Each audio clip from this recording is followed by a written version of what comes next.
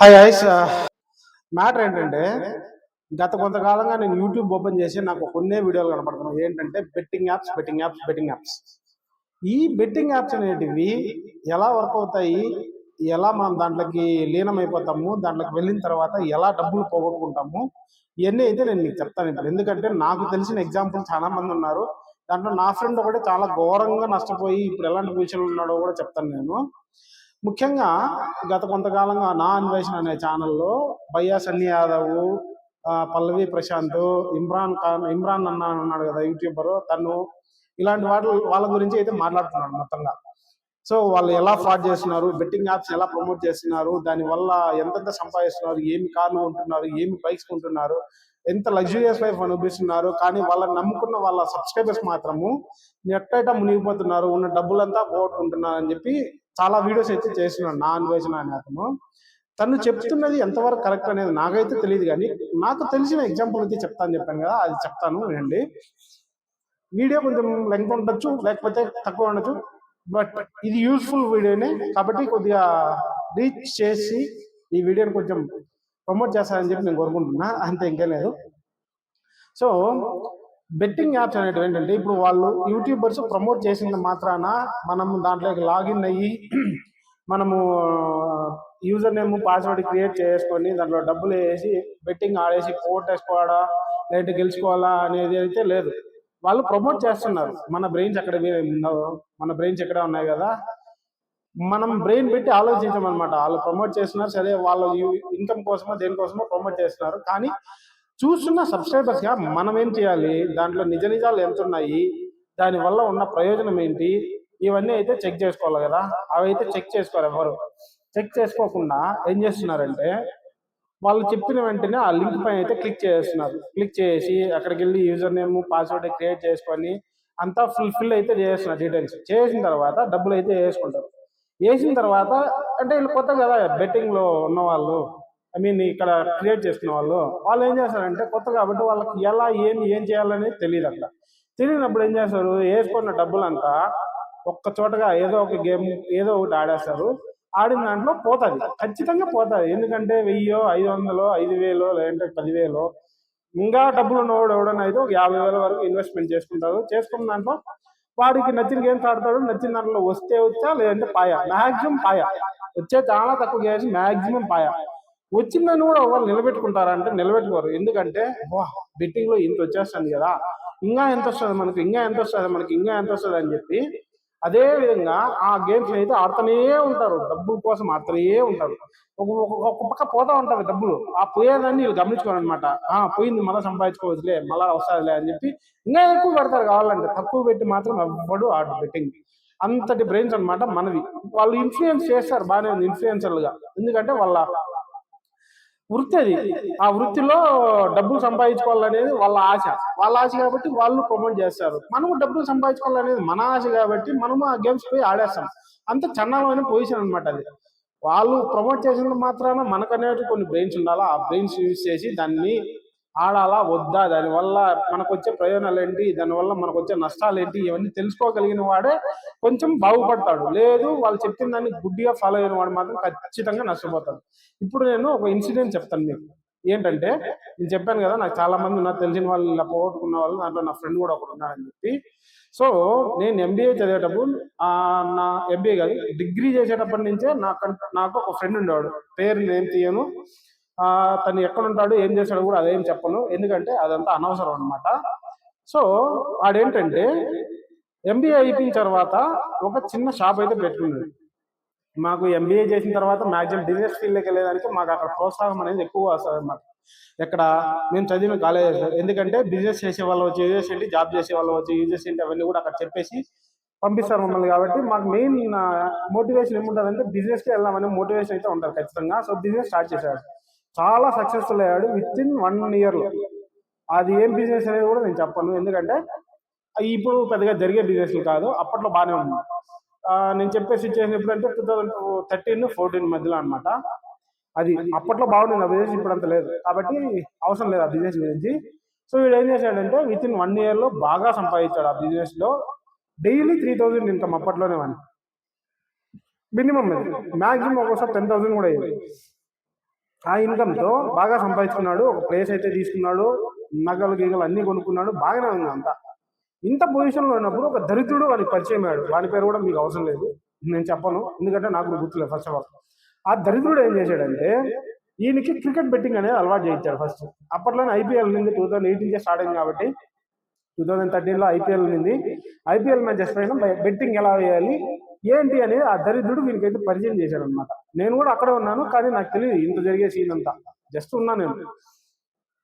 So ఆడు పరిచయం చేసిన తర్వాత ఈడేం చేశాడంటే ఫస్ట్ స్టార్ట్ చేశాడు. కొన్ని మ్యాచెస్ పైన వానికి వచ్చింది లాభం, కొన్ని మ్యాచెస్ పైన పోయిందనమాట. సో ఈడేం చేశాడంటే ఇంకా అదే కంటిన్యూ చేస్తూ వచ్చాడు.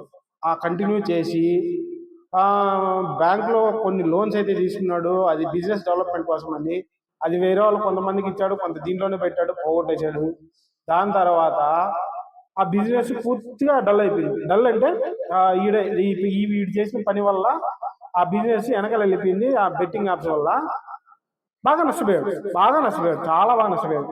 ఆడ ఉన్న ప్లేస్ కూడా అమ్మేశాడు, వాడు కొన్న ప్లేస్, ఆ ప్లేస్ కూడా అమ్మేశాడు. సో ఇది ఆల్రెడీ మ్యారీడ్ ఒక బాబు ఉన్నాడు. లేదు సారీ, బాబు లేడు, సంథింగ్ జరిగింది అయిన ఇప్పుడు. So married.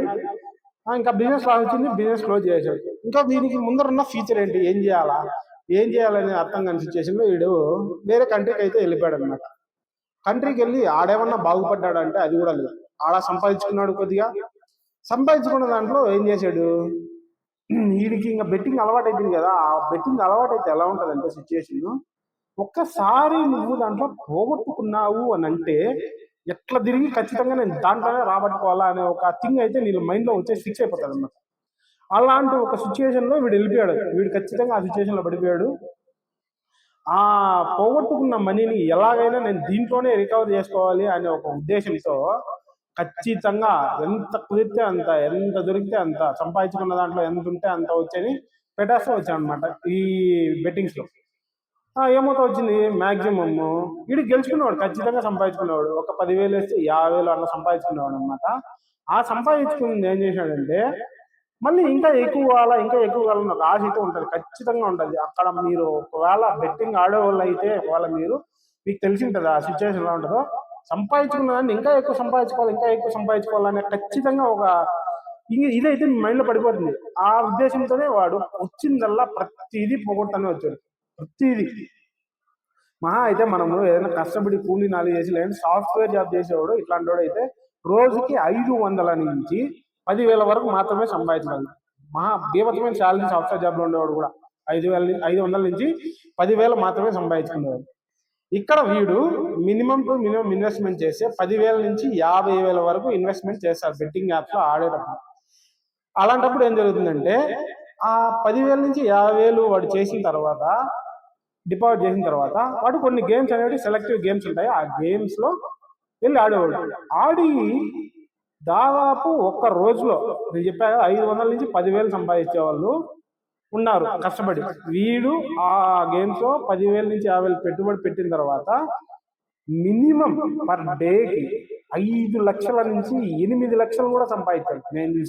నేను చూశాను 5 నుంచి 8 లక్షలు సంపాదించాడు ఒక్క రోజులో.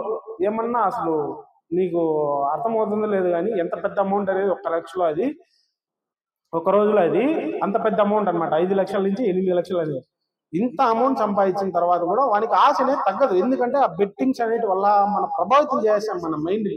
మనం ఇంకా చాలా ఇక్కడ నుంచి వదిలేసి వెళ్ళిపోదాం అనుకుంటే కూడా వదలవు అనమాట, అంత ప్రభావితం చేస్తాయి. ఆ ప్రభావితం చేసిన దానివల్ల వాడు ఏం చేశాడంటే 5 లక్షల నుంచి 8 లక్షలు ఉంది కదా, దాంట్లో విత్డ్రా కొంచెం పెట్టేసింటాడు. విత్డ్రా పెట్టి మిగతా బ్యాలెన్స్ అలాగే పెట్టుకొని ఆడుతూ ఉంటాడు అనమాట. ఆ బ్యాలెన్స్ ఉన్న అమౌంట్ అయితే ఖచ్చితంగా పోద్ది. ఎందుకంటే ఒకసారి విత్డ్రావల్ చేసిన తర్వాత మొత్తం చేసుకోవాలి విత్డ్రావల్ చేయాలంటే. అలాగే పెట్టి కొంచెం విత్డ్రావల్ చేసి మిగతా డబ్బులు అలాగే పెట్టి ఆడామంటే అది ఏమవుతుందంటే, నేను చూసా కాబట్టి పక్కన చెప్తున్నా, ఏమవుతుందంటే ఆ డబ్బులు పోద్దు, అక్కడ బ్యాలెన్స్ ఉన్న డబ్బులు పోద్దు. వీడు విత్డ్రా చేసిన అమౌంట్ ఏం చేస్తాడు, కొంతమందికి అప్పులు కట్టేస్తాడు.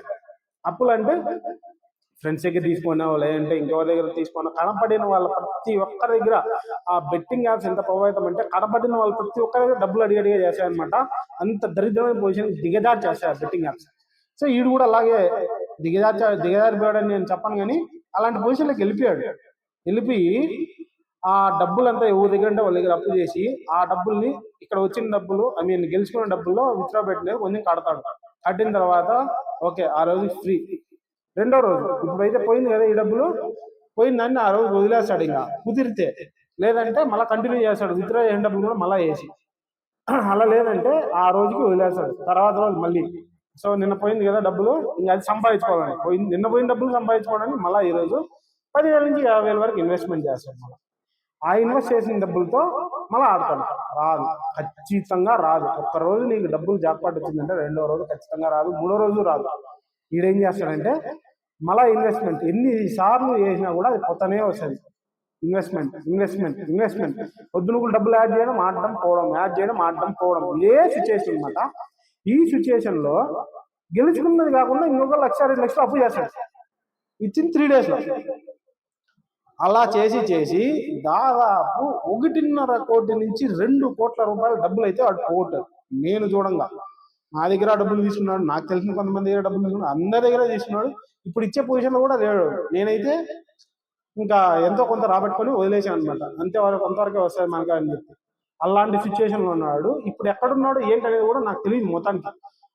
నేను అసలు పట్టించుకోవడం లేదు. ఎందుకంటే బెట్టింగ్ యాప్స్ జోలికి పోయి సంపాదించి బాగుపడిన వాళ్ళకన్నా ఇట్లా చెడిపోయిన వాళ్ళే చాలా మంది ఉన్నారు. వాని భార్య బిడ్డలు ఇప్పుడు వేరే చోట ఉన్నారు, వాళ్ళు కూడా వీళ్ళని పట్టించుకోలేదు. కొన్ని రోజులు పట్టించుకున్నారు, కానీ వీడు తీరు మారకపోయేసరి పట్టించుకోలేదు. ఇప్పుడు ఎక్కడున్నాడు ఏమన్నాడు నాకైతే తెలియదు. ఒకవేళ మాట్లాడుతూ ఉండొచ్చు కూడా, వాళ్ళు ఏమైనా జరుగుతూ ఉండొచ్చు, వాళ్ళైతే పట్టించుకోలేదు. దాని తర్వాత వాళ్ళని వీడు చూసుకునేదానికన్నా వాళ్ళే వీళ్ళు ఎక్కువ చూస్తున్నారు. వీళ్ళకి హెల్త్ కూడా బాగోలేదు, హెల్త్ కూడా చెడిపోయింది. ఆ బెట్టింగ్ షాప్ లేనుకోవడం వల్ల, కళ్ళు ఎక్కువ చూడడం వల్ల మామూలుగానే హెల్త్ ఇష్యూ ఉంది, ఆ హెల్త్ ఇష్యూ ఇంకా పెద్దది అయిపోయింది అన్నమాట. అలాంటి సిచ్యువేషన్లో వీడున్నాడు. ఇంతటి దారుణమైన పొజిషన్కి దిగజార్చేస్తాయి బెట్టింగ్ యాప్స్ అనేవి. ఇప్పుడు ఈ యూట్యూబర్స్ ప్రమోట్ చేస్తున్న ఈ బెట్టింగ్ యాప్స్ అనేటివి ఇలాంటి సిచ్యువేషన్ తీసుకొస్తాయి.